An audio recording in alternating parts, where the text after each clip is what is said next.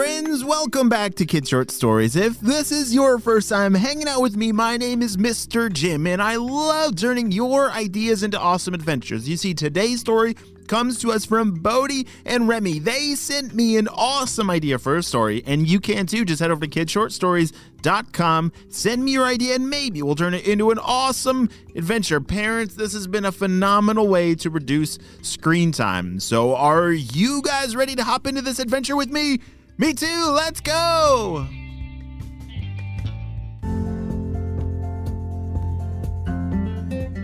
Bodhi and Remi had just gotten home from school and they wanted to go exploring in the forest in their neighborhood. Have you ever gone exploring in a forest? Like, what is it that you look for when you hike into a forest looking for an adventure? I might be looking for creatures. I really like to see the creatures that live in the forest. Or I might want to try and build like some kind of fort in the forest, like with some branches and sticks and stuff. That is awesome. Well, Bodhi and Remi, they love to just go exploring in forests and see whatever kind of adventure presented itself.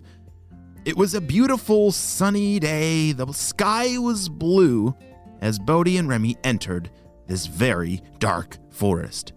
Have you ever walked inside of a forest that it's like when you're outside the forest, it's daytime, and then when you walk inside the forest, it's almost nighttime? Yeah, like all the leaves are blocking the sunlight from getting in. Yeah, it can be like really thick in the forest that keeps the light out.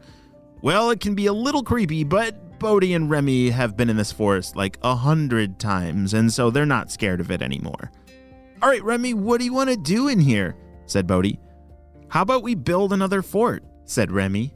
Well, I know we've built a couple, but we're basically like building a whole city inside of this forest with all of our forts. Yeah, that's a pretty cool idea. Let's do it, said Bodhi. They started running around the forest, looking for branches and even looking for like the right spot to put this new fort. They had already built 4 forts. And like they said, they had pretty much built a city. It was pretty impressive. Hey, this looks like a pretty good spot over here, shouted Remi. Bodhi had already grabbed a whole bunch of branches and were dragging them over to where Remi was. There was a great little spot. It was kind of like in the side of a hill. There was a little small cave, I guess you could say. Not like a real cave, but more like a little indentation in the side of the hill. But it was a perfect spot for what they were looking for. As Bodhi started to lean all the branches up against this little indentation, they were both very impressed with this new fort. Whoa, this might be our best fort ever. Look! Remi crawled inside and was in awe of how awesome this fort was. And then all of a sudden, psh! Whoa, wait, is it starting to rain? Said Remi. They were feeling definitely water spraying from above. There's no way, said Bodhi. It was like completely blue sky when we came in here like 10 minutes ago. But where's that water coming from?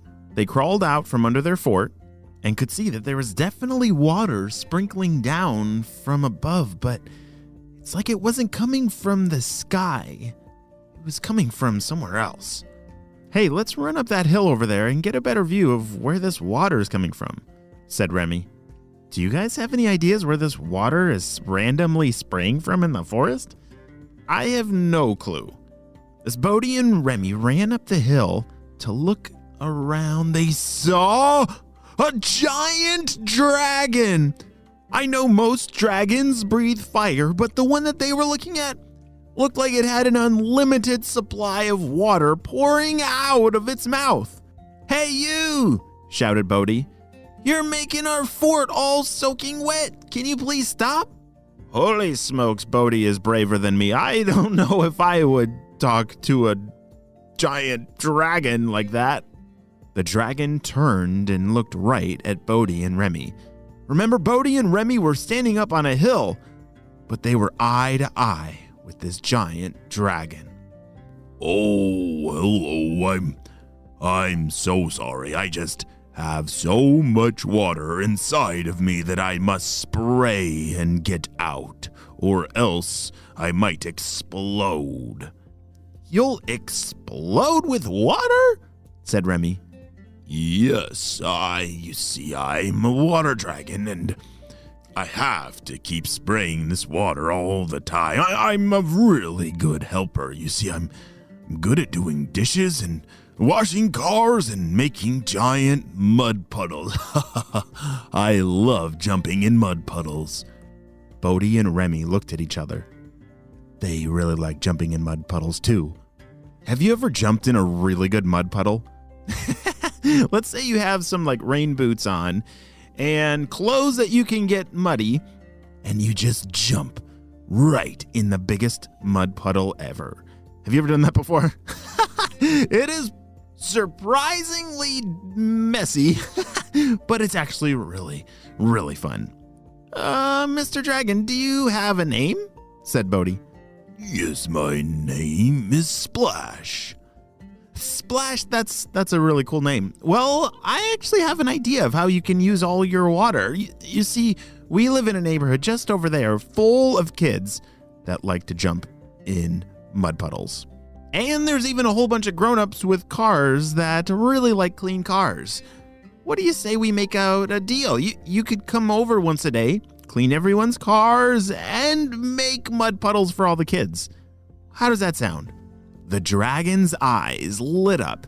His whole life, no one had ever wanted him around. You see, most of his other dragon friends were fire-breathing dragons, and him with spraying water, the other dragons didn't like that his water would always put out their fires. So he had a harder time making friends. But this sounded like an absolute dream come true for him.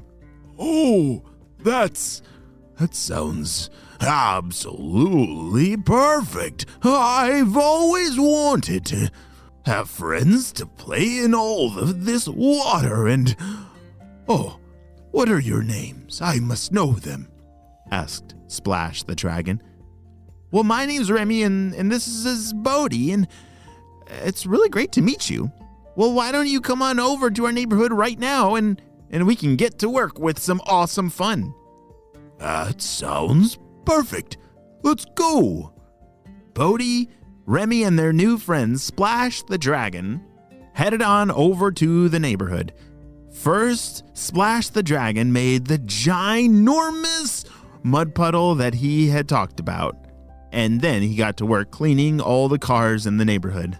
Whoa! That is so cool! I wish I had a water spraying dragon in my forest. Well, this may be the end of this adventure, but I'm pretty sure that Bodhi and Remi are going to have a ton of fun with their new dragon friend Splash. The end.